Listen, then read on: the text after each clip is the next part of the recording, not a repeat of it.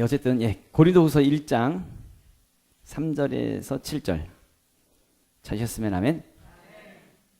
제가 먼저 한번 읽겠습니다. 찬송하리로다. 그는 우리 주 예수 그리스도의 하나님이시요 자비의 아버지시요 모든 위로의 하나님이시며 우리의 모든 환난 중에서 우리를 위로하사 우리로 하여금 하나님께 받는 위로로서 모든 환난 중에 있는 자들을 능히 위로하게 하시는 이시로다. 그리스도의 고난이 우리에게 넘친 것 같이 우리가 받는 위로도 그리스도로 말미암아 넘치는도다. 우리가 환난 당하는 것도 너희가 위로와 구원을 받게 하려는 것이요 우리가 위로를 받는 것도 너희가 위로를 받게 하려는 것이니 이 위로가 너희 속에 역사하여 우리가 받는 것 같은 고난을 너희도 견디게 하느니라. 너희를 위한 우리의 소망이 견고함은 너희가 고난에 참여하는 자가 된 것 같이 위로에도 그러할 줄을 알미라. 아멘. 이번엔 말씀 되새기면서요 다 같이 합독하겠습니다. 시작. 찬송하리로다. 그는 우리 주 예수 그리스도의 하나님이시요 자비의 아버지시요 모든 위로의 하나님이시며 우리의 모든 불안한 중에서 우리를 위로하사 우리로 하여금 하나님께 받는 위로로서 모든 환난 중에 있는 자들을 능히 위로하게 하시는 이시로다. 그리스도의 고난이 우리에게 넘친 것 같이 우리가 받는 위로도 그리스도로 말미암아 넘치는도다. 우리가 환난 당하는 것도 너희가 위로와 구원을 받게 하려는 것이요 우리가 위로를 받는 것도 받게 하려는 것이니 이 위로가 너희 속에 역사하여 우리가 받는 것 같은 고난을 너희도 견디게 하느니라. 너희를 위한 우리의 소망이 견고함은 너희가 고난에 참여하는 자가 된 것 같이 위로에도 그러할 줄을 알미라. 아멘. 옆에 분들하고 비전에 참여하는 자가 되라. 비전에 참여하는 자가 되라라는 제목으로 하나님 말씀 증거하도록 하겠습니다. 우리 옆에 분들하고 축복하면서 오늘도 인사합니다. 당신은 복의 사람입니다. 인사하겠습니다. 당신은 복의 사람입니다. 당신은 복의 사람입니다. 이번엔 옆에 분하고 하이파이브 하면서 아싸 기적이 일어납니다. 아싸 기적이 일어납니다. 이번에 앞뒤 분하고 다른 분하고 아싸 기적이 일어납니다. 또 다른 분하고 아싸 기적이 일어납니다. 잘 되고 있습니다. 정말 그 보고타 그 땅, 그 비전의 땅이고 번성의 땅이고 기름 부음의 땅이죠. 그 땅에 흐르고 있는 그 번성의 기름 부으심이 여기 있는 우리 모두 우리 교회에 흐를 것이고 우리 모두 한 사람 한 사람에게 흐르기를 원합니다. 그래서 여러분의 사업과 여러분의 직장과 여러분의 가정에 놀라운 하나님의 기름 부음과 그 번성의 역사가 나타날 줄로 믿습니다.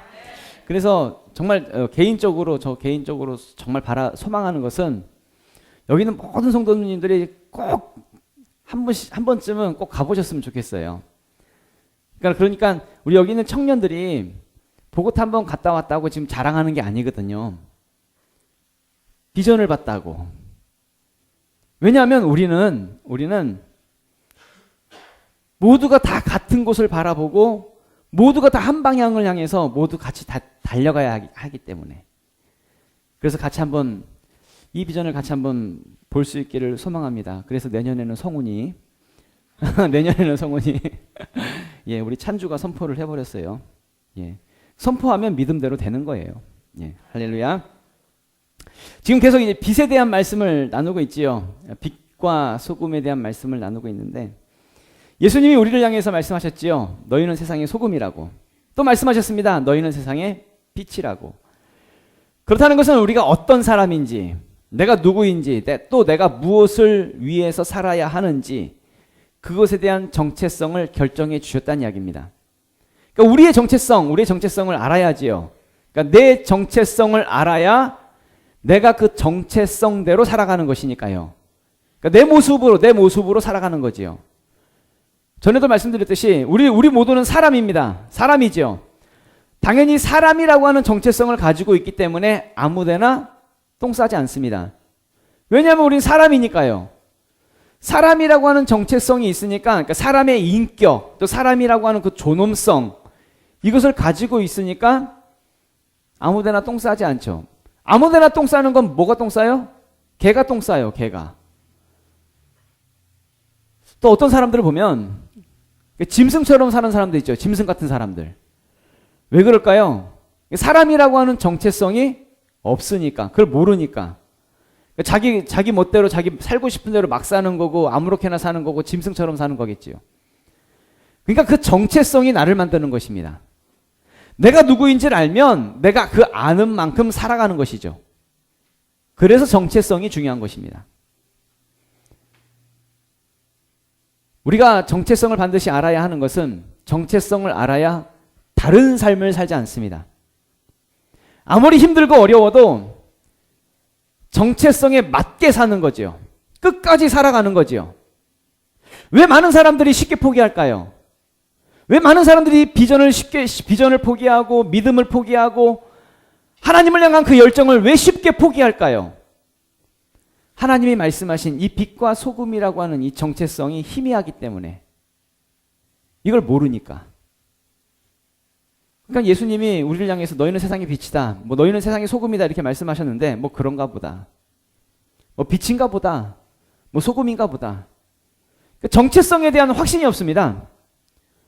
조금만 힘들면 뭐 빛이고 뭐 소금이고 간에 그냥 포기하고 안 하고 싶고 떠나고 싶고, 대부분의 많은 사람들이 그런 모습으로 살아가더란 이야기입니다. 예수님은 우리를 향해서 소금이라고 하셨는데, 소금은 소금인데 짠맛을 잃어버린 소금. 분명 우리를 향해서 빛이라고 하셨는데, 빛은 빛인데 아무런 발하지 않는, 발산되지 않는 그런 빛. 그런 무능한 모습으로 많은 사람들이, 많은 기독교인들이 그렇게 살아가더란 이야기죠. 그런 무능함 속에서는 아무런 일도, 아무런 역사도 일어나지 않을 것입니다. 성경에 보면 창세기 12장에 하나님이 아브라함을 부르셨어요. 아브라함을 부르실 때에 무엇으로 부르셨냐면 복으로 부르셨습니다. 너는 복이 될지라, 네가 복이야, 넌 복의 사람이야, 이렇게 부르셨어요. 그러니까 아브라함의 정체성이 뭐라는 거예요? 복의 사람이라는 거예요.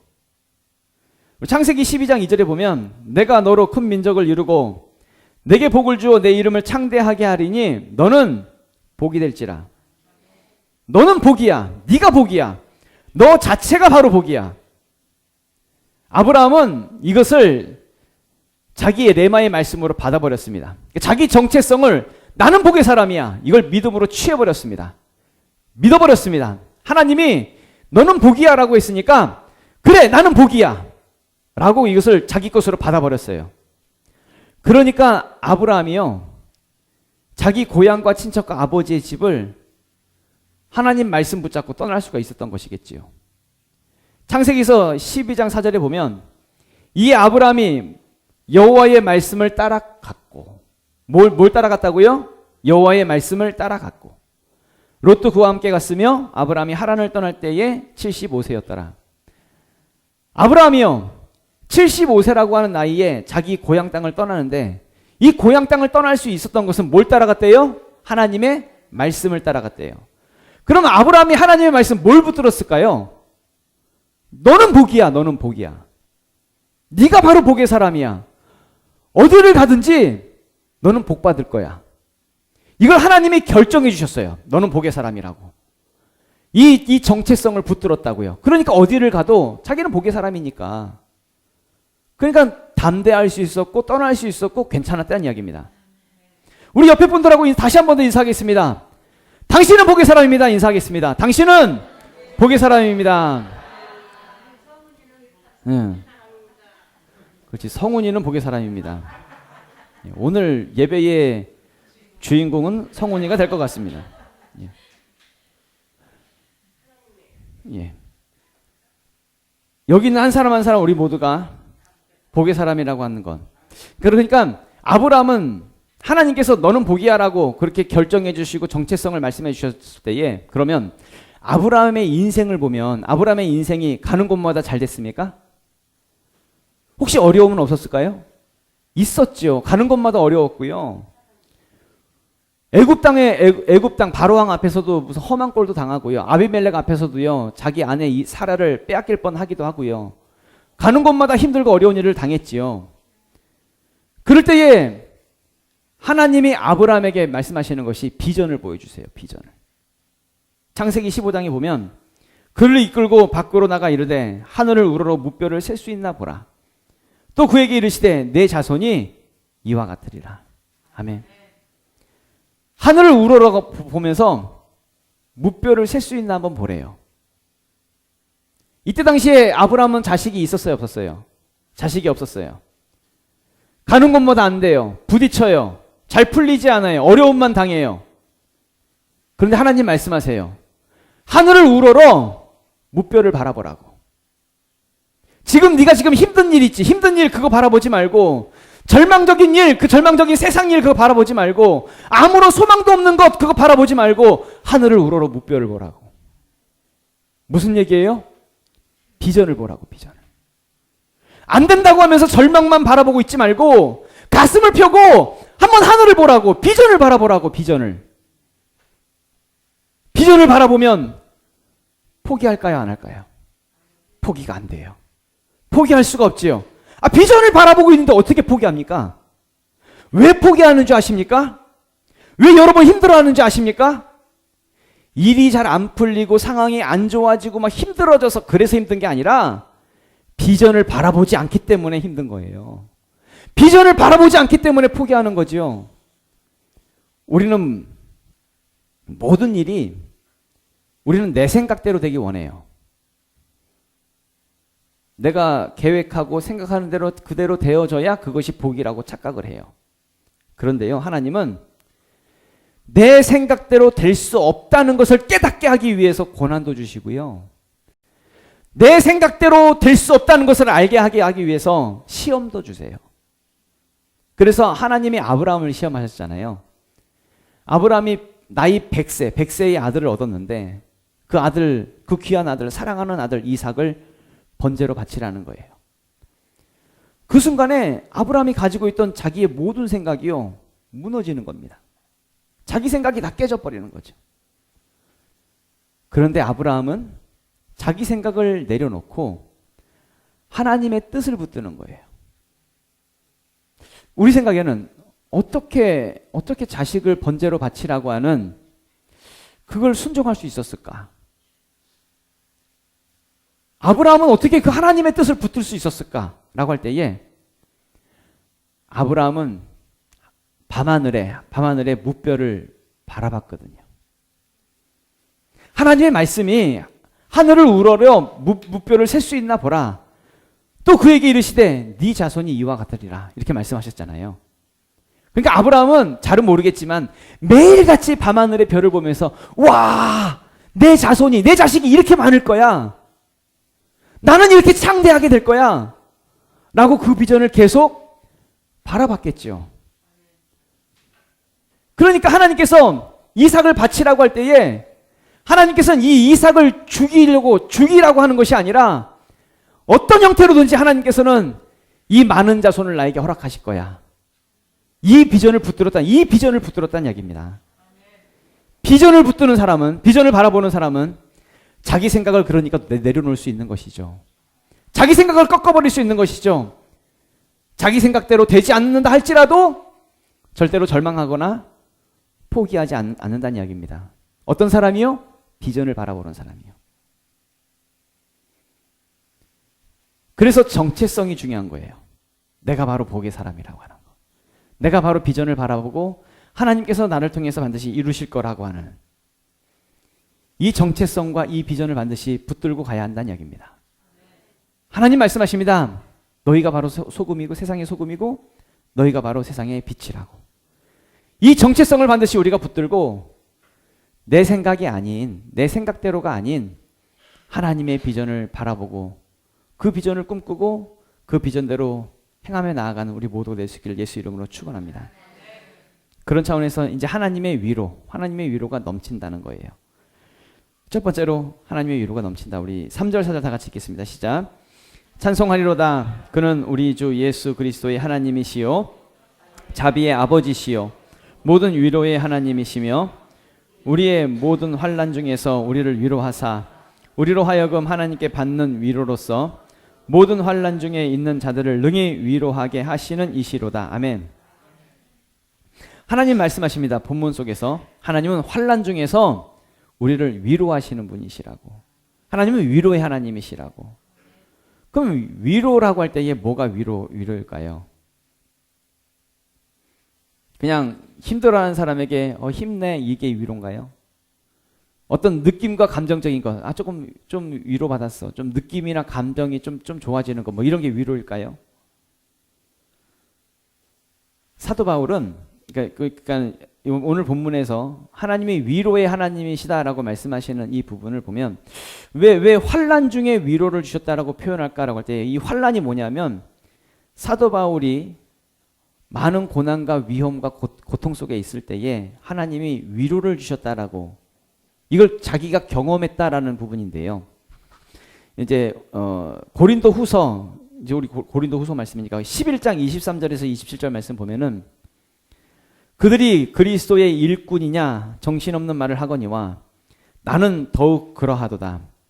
내가 수고를 넘치도록 하고 옥에 갇히기도 더 많이 하고 매도 수없이 맞고 여러 번 죽을 뻔하였으니 유대인들에게 40에서 하나 감한 매를 5번 맞았으며 3번 태장으로 맞아 한 번 맞고 한 번 돌에 맞고 3번 파선하고 일주야를 깊은 바다에서 지냈으며 여러 번 여행하면서 강의 위험과 강도의 위험과 동족의 위험과 이방인의 위험과 시내의 위험과 광야의 위험과 바다의 위험과 거짓 형제 중의 위험을 당하고 또 수고하며 애쓰고 여러 번 자지 못하고 줄이며 목마르고 여러 번 굶고 춥고 헐벗었노라. 아멘.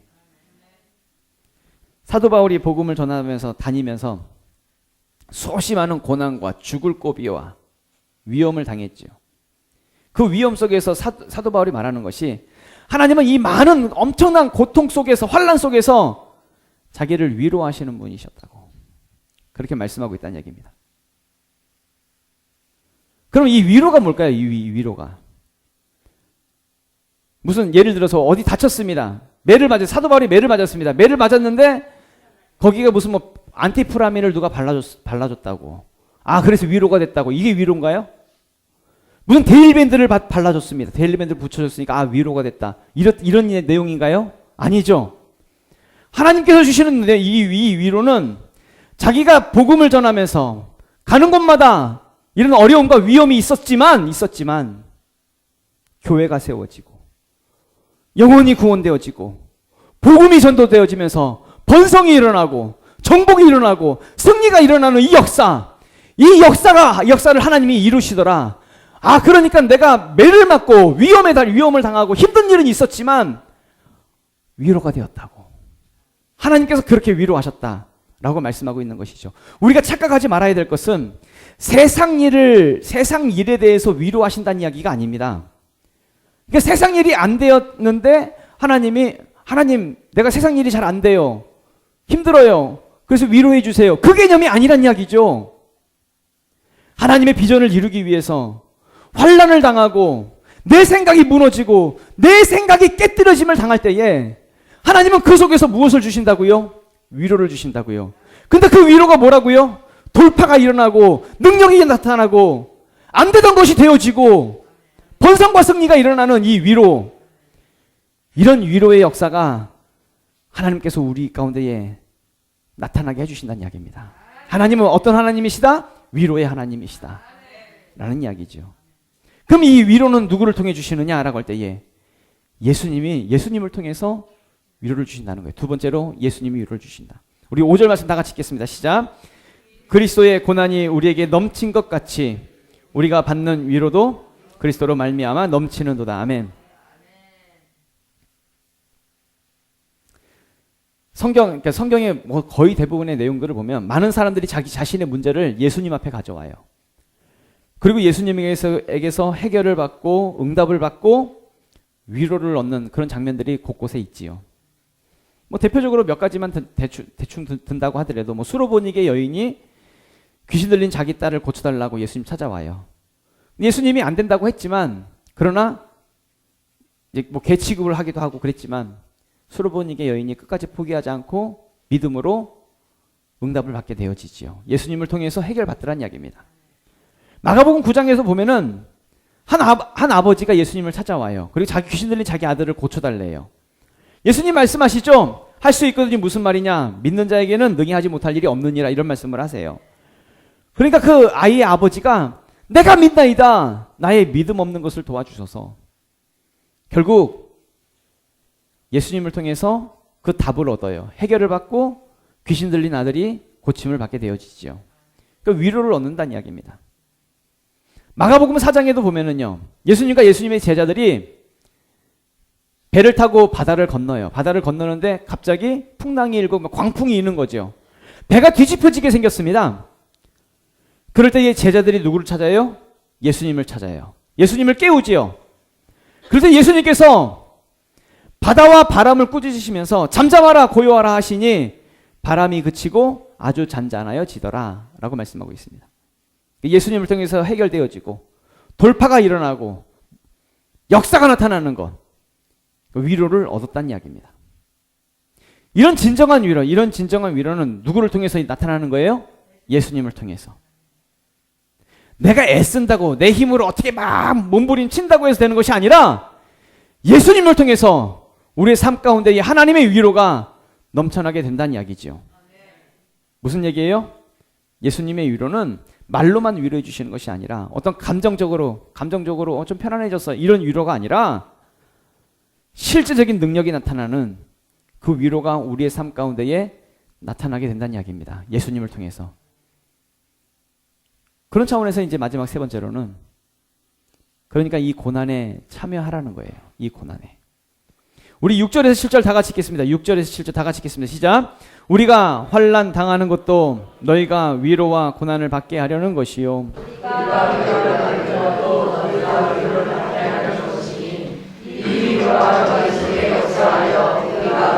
받는 것은 고난을 너희도 견디게 하느니라. 너희를 위한 우리의 소망임 경고함은 너희가 고난에 참여하는 자가 된 것 같이 위로에도 그러할 줄을 알미라. 아멘.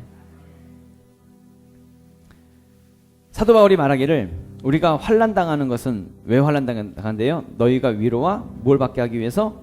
구원을 받게 하려고. 그래서 우리가 받는 이 고난을 너희도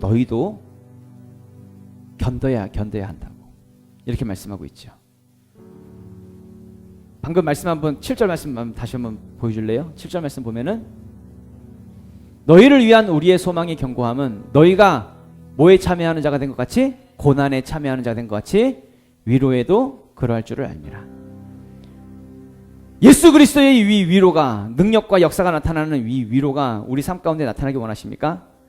그렇다고 한다면 뭐에 참여해야 하는 자가 되어야 돼요? 고난에 참여하는 자가 되어야 돼요.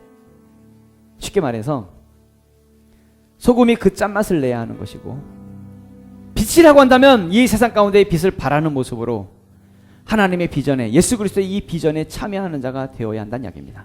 그 고난에 참여하는 자.